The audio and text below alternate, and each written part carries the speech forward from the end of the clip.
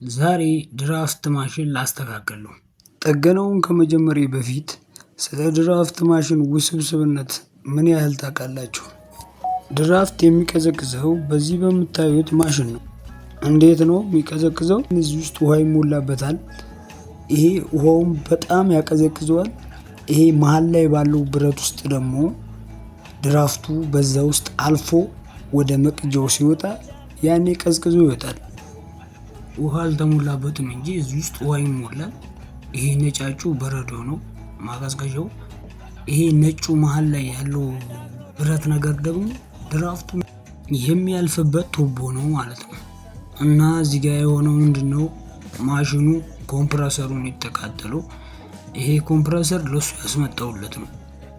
በጣም ቆንጆ ኮምፕረሰር ነው። እና አሁን ኮምፕረሰሩን እቀይርለታለሁ ማለት ነው። አሁን ያለፈው ያያችሁትን ቪዲዮ ከተስተካከለ በኋላ የቀረጽኩትን ቪዲዮ ነው። አዳዲስ ኮምፕረሰር ምን ጊዜም የራሳቸው የሆነ ጎሚኒ ያላቸው ኮምፕረሰሩ ሲሰራ ቫይብሬት ስለሚኖረው እንዳይወዛወዝ እነዚህ ጥቋቁር ጎማዎች ናቸው የሚይዙት። እነሱ መጀመሪያ እንገጣጥማለን።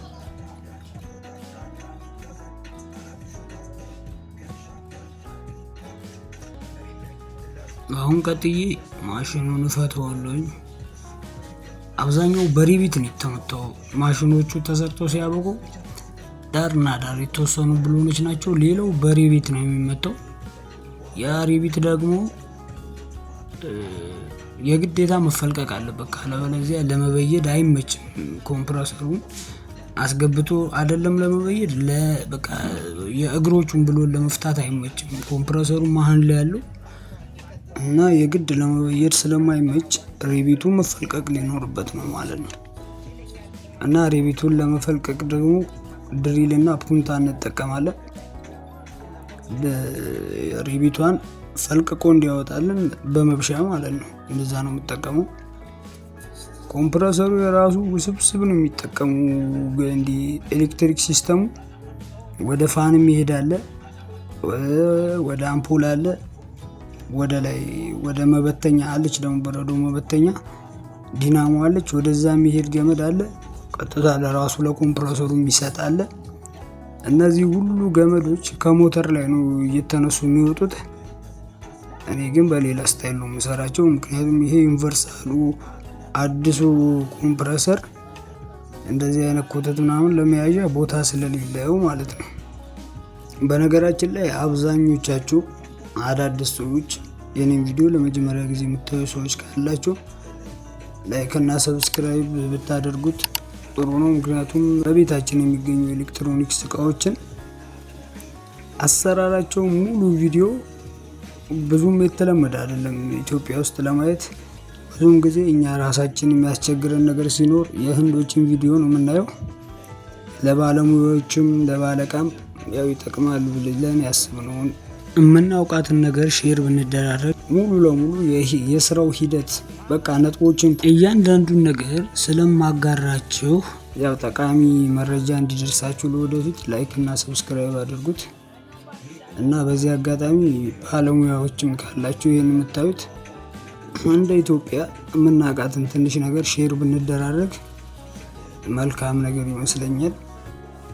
እኔ አሁን አዲስ ያገኘሁት ነገር ለየት ያለ ባህሪ ያለው እቃ ካገኘሁኝ ቪዲዮ ቀርጬ ችግሩ ምን እንደሆነ ምኑ ጋም እንዳገኘሁት ለባለሙያዎች ሼር አደርጋለሁ። እንደዚሁም ደግሞ ባለቃዎችም ቢያዩት የሚጠቀሙበት እንጂ የሚጎዳ ነገር የለውም። በጥቅሉ ላይክ እና ሰብስክራይብ በማድረግ ጠቃሚ ቪዲዮዎች እንዲደርሳችሁ ማድረግ ትችላላችሁ። በመቀጠል አሁን እንቆርጠዋለን። ቱቦዎችን ቆራርጠን ኮምፕረሰሩን ማውጣት አለብን። ኮምፕረሰሩን ካወጣን በኋላ አዲሱን ኮምፕረሰር ለመተካት ማለት ነው የግድ እነዚህ ፓይፖች በከተር መቆረጥ አለባቸው። የራሷ ከተር አለች። እቺ ከተር በብዙ አይነት አለች። በትላልቅ አለ፣ በትናንሽ ያለ። የምትመቸው በትንሽዬዋ ስለሆነ እዚህ ጣብቂያ ስለሆነ ትንሿን ነው የምንጠቀመው። ያውን እየቆረጥኩት ያለሁት ወደ ኮንደንሰር ወይም ደግሞ የእነዚህ ኮንደንሰር ራዲያተር ነው የሚመስለው። መኪና ላይ ያለ ራዲያተር ነው የሚመስለው። ያው ሄት ሲስተሙ ነው ሙቀት የሚያመጣው ፓርት ማለት ነው። እዚህ ጋር ስቆርጠው ውስጡ ጋዝ ስለነበረ ድምጽ ያሰማል። እየነፈሰ ያለው ድምጽ ማለት ነው።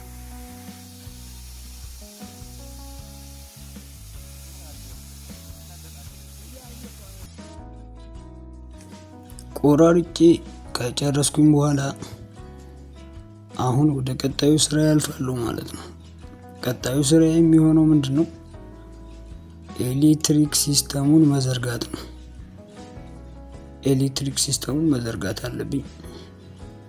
እንደምትመለከቱት አይነት ነው እቃው። በጣም ቆንጆ የሚባል እቃ ነው። በጣም ምርጥ እቃ ነው።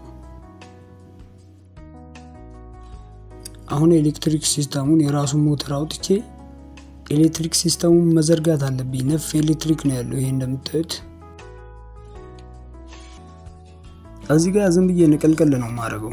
ገመዶቹን ዝም ብዬ ያንንም ይሄንንም ንቅል አድርገውና እዚህ ላይ ያለው ኢንስታሌሽን አይጠቅመኝም። ወደ ፋን የሚሄደው ወደ መበተኛ የሚሄደው የቱ ነው? ከዛ የቱ ነው ለኮምፕረሰር ገቢ የሚሆነው? የቴርሞስታቱ የቱ ነው የሚለውን ካወቅኩ የስዊች አለ፣ የቴርሞስታት አለ፣ ፋን አለ፣ መበተኛ አለ፣ ለራሱ ለፍሪጁ ለኮምፕረሰሩ የሚገባው አለ። በቃ እነዛን ቀስ እያለ እየለየን ስለምናገናኛቸው ይሄ የራሱ ሴታፕ አያስፈልገኝም ማለት ነው። እነዚህ ኮምፕረሰሮች ግን ይሰራሉ። ኮይል ምናምን በጥሰው ወይም ቆሽሸው ነው የሚሆነው፣ ግን ያን ያህል ውጤታማ አይሆኑም። በመቀጠል አሴትሊን እና ሲሊንደሪን አስጠጋለሁ። ምክንያቱም ከአሁን በኋላ አዲሱን ሞተር አስቀምጬ ሳበቃ ስለምበይድ ማለት ነው። እዚህ ጋር ቆሻሻው ዘጭ ነበረ፣ ነፋ አቧራ ነው ያለው። መንገድ ዳር ነው፣ ሀገራችን ፒስታ ነው። የግድ አቧራ መስት ነው፣ ግዴታ ነው። እንደውም ጠርጌው ነው መጀመሪያ፣ ነፋ አቧራ ነው ያለው። እሱም በብሎር እንደዚህ ችፏፏ አረጋታለሁ ማለት ነው። ያው ከመግጠሜ በፊት ውሃ ማለት አለበት። አዲሱ ሞተር ከመግባቱ በፊት በተቻለ መጠን እንደዚህ ፈቅፈቅ ምናምን አድርጌ አጸዳታለሁ ማለት ነው።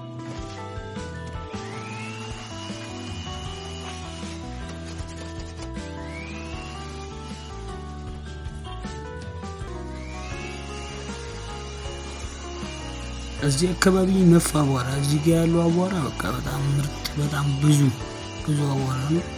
እዚህ ራዲያተር ውስጥ ይሄ ሽክሽክ ውስጥ ማለት ነው፣ ኮንደንሰር ነው ማሞቂያው ማለት ነው። ይሄ ፋኑ የሚሽከረከረው ማቀዝቀዣ ነው። ኮንደንሰሩ ሞተሩንም ኮንደንሰሩንም ሁለቱንም ያቀዘቅዘዋል፣ በጣም ኦቨር እንዳይግል ማለት ነው። በመቀጠል አዲሱን ኮምፕረሰር አምጥተን ገጭ ቁጭ አስተካክለን በደንብ ግጥም አድርገን እናስረዋለን። ይካበዳል ኮምፕረሰሩ፣ በጣም ነው የሚካበደው። ነገራችን ላይ በጣም ከባድ ኮምፕረሰር ነው።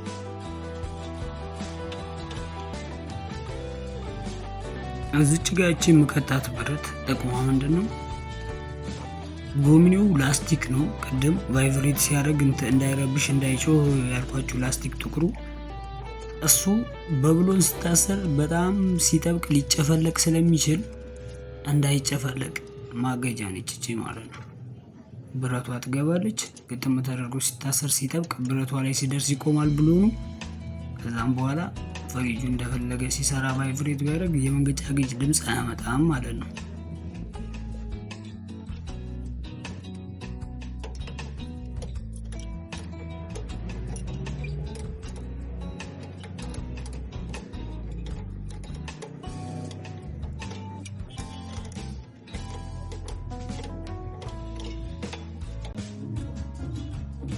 አሁን ወደ ብየዳ ነው የምንገባው። መጀመሪያ የምንበይደው ሄቱን ነው፣ ማሞቂያ ሲስተሙ ማለት ነው። ወይ የኮንደንሰሩን በባለ 9 ኮፐር ወፍራም ስለሆነ ቆርጬ እንደዚህ አራዝሜ ካልሆነ ይሄ የሚመጣው ቀጥታ ኮምፕረሰሩ ላይ አይገባልኝም። ከዚህ በፊት እንደነገርኳችሁ ስንበይድ ማንኛውንም ነገር ቀይ እስኪሆን ብንጠብቀው የተሻለ ነው።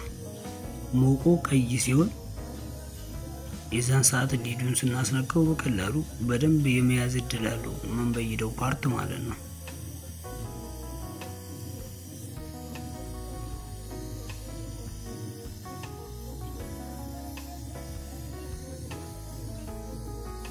በተለይ እንደዚህ አይነት ኮምፕረሰሮች ደግሞ በጣም ፕሬጀር ግፊ ያላቸው በጣም ስለዛ በደንብ መበየዱን እርግጠኛ መሆን አለብን። በደንብ ምንም አይነት ቀዳዳ አለመኖሩ ሊክ እንዳያደርግ ማለት ነው።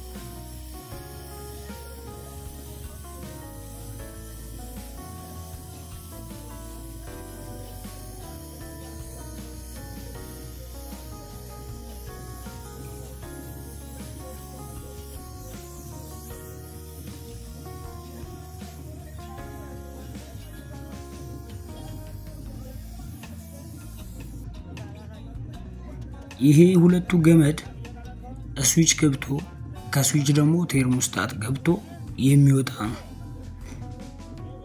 ይሄ ቀዩ ለኦቨርሎዷ፣ ሰማያዊው ደግሞ ለሪሌ ማለት ነው። ቢቀያየርም ግን ችግር የለውም ያው ይላል ፈረንጆች እንደዛ ስለሚሉ ነው። ከዛ ይሄኛው ግራውንድ ነው። ግራውንዳቸው አንድ ነው። የሁሉም አንድ ነው፣ ይገናኛል ማለት ነው። በመቀጠል ደግሞ የማገናኘው ፋን ነው። የፋን መስመሩን ከበፊትም ነበር እዛኛው ኮምፕረሰር ላይ ያው ኬብል ቢኖረው መሰካከያ አንድ ቦታ ነው የሚገናኙት። ስለዚህ ምን አደርጋለሁ?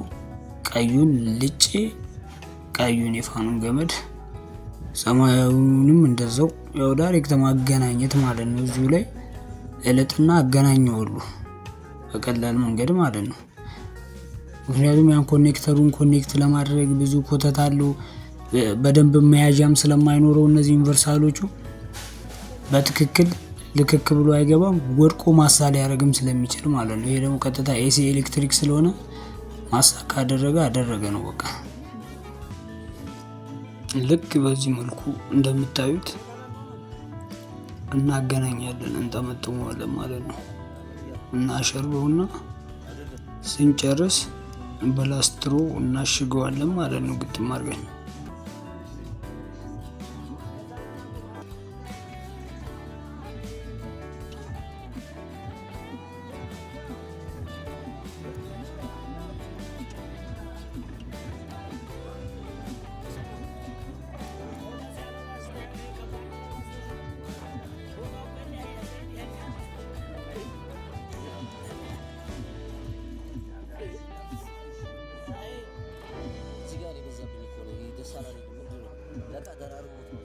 በዚህ አይነት ሁኔታ አሽገን ከጨረስን በኋላ እንሰካዋለን ማለት ነው።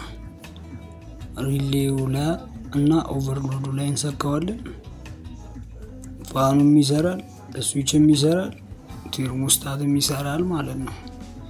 ማበተኛው ደግሞ ከላይ በረዶ የምትበትነው አፓርት ደግሞ ከጎን በኩል ኤሲ ያላት መሰኪያ ያላት፣ ግራውንዷን ደግሞ እንደዚህ ሞተሯ ላይ እንጠልፍና ብሎን ከተን እናስርበታለን ማለት ነው። በዚህ ሁኔታ ኤሌክትሪክ ሲስተሙ ጨረስን። አሁን ወደ ሁሉም ይሄዳል፣ ወደ መብራት ወደ ምንም ማለት ነው። አሁንም ቀጣይ ደግሞ ወደ ብየዳ ነው የምንመለሰው። አሁን የምንበይደው ደግሞ ወደ ሞተር የሚስበውን ነው። ቅድም የበየድነው ኮንደንሰሩ ወደ ውጭ ፕሬጀር ይገፋል። በዚህ በኩል ደግሞ ፊልትሩ አልፎ ምናምን ወደ ሞተር ይገባል ማለት ነው። ውስጥ ላይ ጥቅሎቹ ምናምን ኢቫፖሬተሩን አልፎ ቀጥታ ሞተር የሚገባ ነው። ይሄን የምንበይድበት ቦታ ላይ ሞተሩ ወደ ውስጥ ነው የሚስበው ወደ ራሱ። ቅድም የበየድነው ደግሞ ወደ ውጭ ነው የሚገፋው። እችንም ያው ሰፊ ነው ይሄ እንትኑ ቱቦው ስለሆነ ኮፐሩ።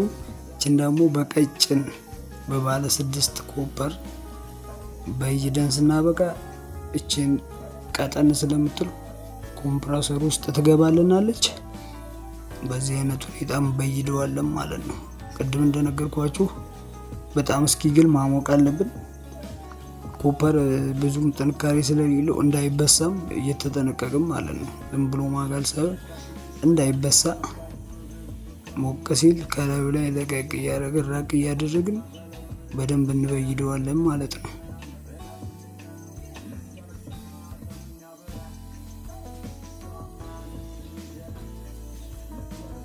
እኔ ተጠራጣሪ ስለሆንኩ ሊድ ቁልል አደርግበታለሁ በጣም። ምክንያቱም ጋዝ መሙላት ከጀመርኩ በኋላ የሆነ ንፋስ ምናምን ማየት ስለማልፈልግ ላዩ ላይ ማለት ነው። ትንሽ ቀዳዳ ካለው እንደነገርኳችሁ እንደ አዲስ የሞላ ነው ጋዝ ከስሮ ምናምን እንደ አዲስ በይደን መልሰን ነው የምንሞላው። ያ እንዳይሆን ነው በደንብ ወፈር አድርጌ ነው የምበይደው።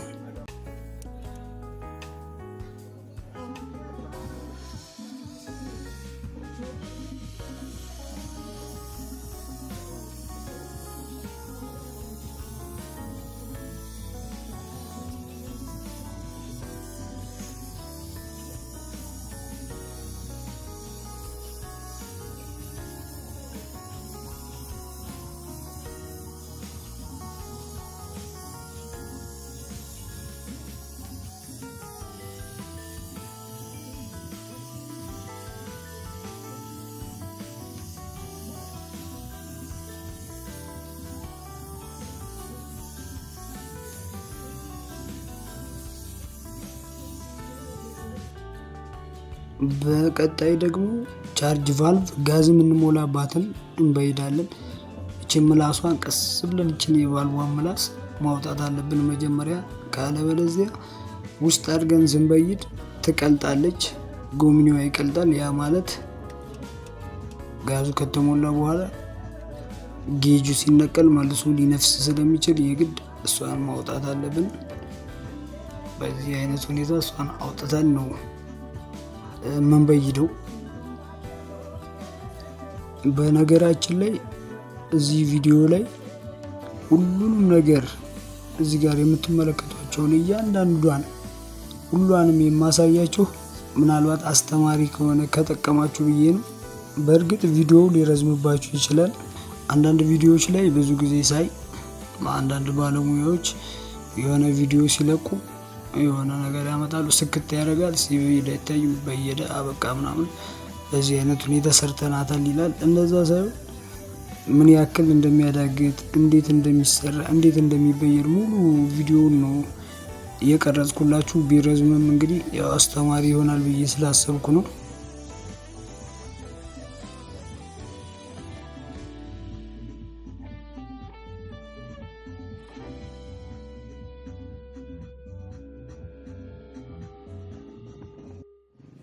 አሁን ጋዛችንን እናመጣለን፣ ጌጁን እናገናኛለን። ጌጅ አገናኝተን ያው ጋዝ የመሙላት ሂደቱን እንጀምራለን። ጋዝ ለመሙላት የግድ ጌጅ አስፈላጊ ነው። ጌጃችንን በደንብ ካሰርን በኋላ ምን ያህል ይስባል የሚለውን መጀመሪያ እናያለን። ውስጥ የቀረ ንፋስ ካለ ጌጁ ላይ አይተን ንፋሶቹን እናስወጣለን፣ ቱቦ ውስጥ ማለት ነው። እቺ ሴፍቲ ነች፣ ሴፍቲዋን እንከድናለን። የኮምፕረሰሩ ሴፍቲ ነች። ይሄ ስኩሬስ ነው፣ ሄዶ ልክክ ነው። የመጀመሪያው ግን ታሳሪ ነው፣ በጣም አዛ ነበረ። ይሄ ዝም ብሎ አስተካክሎ ስክት ነው በቃ።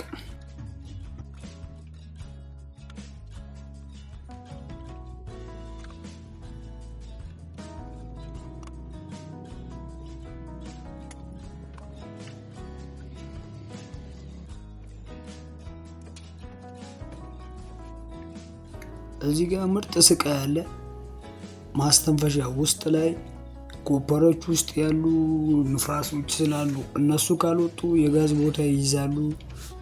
የግድ ማስወጣት አለብን። እነሱን ለማስወጣት ይሄንን በስተን በብሎን ነው የምበሰው፣ ፑንታ ስለሌለኝ ነው። በብሎን በስቼ ከዛ በመቀጠል ካፒሌሪ ውስጥ ከትቼ በዛ ነው የምናስተነፍሰው። ምናልባት ሌላ ቪዲዮ ላይ አይታችሁ ሊሆን ይችላል። ከዚህ በፊት ሰርቼዋለሁ። ልክ እንደዚህ በስቼ ስጨርስ እቺን ካፒሌሪ ተመጥማሉ፣ እበይዳለሁ። ይሄን የማደርገው ፍሪጁ እየሰራ እያለ ነው። እቺን መበይደው ነቅዬ ነው፣ ግን ጋዙን የምናስወጣው ፍሪጁን ሰክተን እየሰራ እያለ ጌጁ ላይ እናያለን። ጌጁ ላይ በጣም ወደ ኋላ ይስባል እንዳለ ውስጡ ያለው አየር ሲያልቅ ከኔጌቲቭ 40 እስከ 60 ሊወርድልን ይችላል በጌጅ ማለት ነው። ይሄንን ደፍነን ስንጨርስ የካፒሌሪዋን አንዷን ጫፍ አንደፍናት። ይሄንን የምንደፍነው ፊልተሩ ላይ የበየድነው ብቻ ነው የከተትነው ማለት ነው።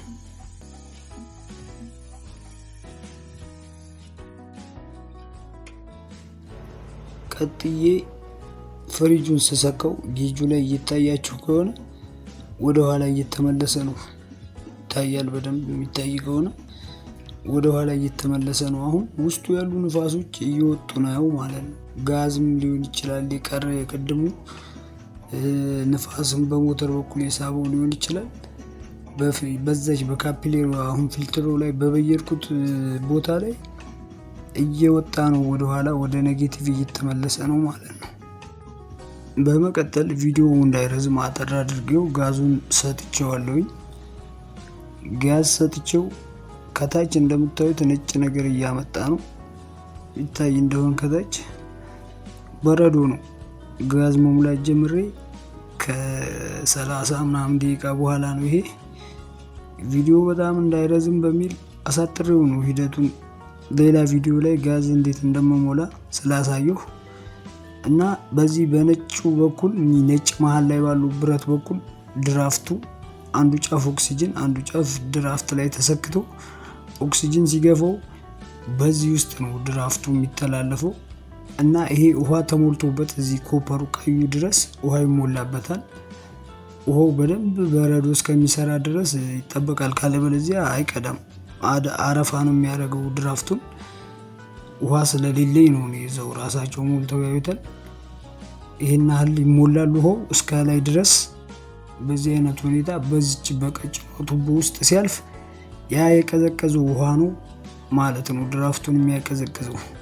የዛሬ ቪዲዮ ይሄን ይመስላል። ቪዲዮውን ከወደዳችሁት ላይክ እና ሰብስክራይብ በማድረግ ቀጣይ ሌላ ቪዲዮ እንዲደርሳችሁ ማድረግ ትችላላችሁ።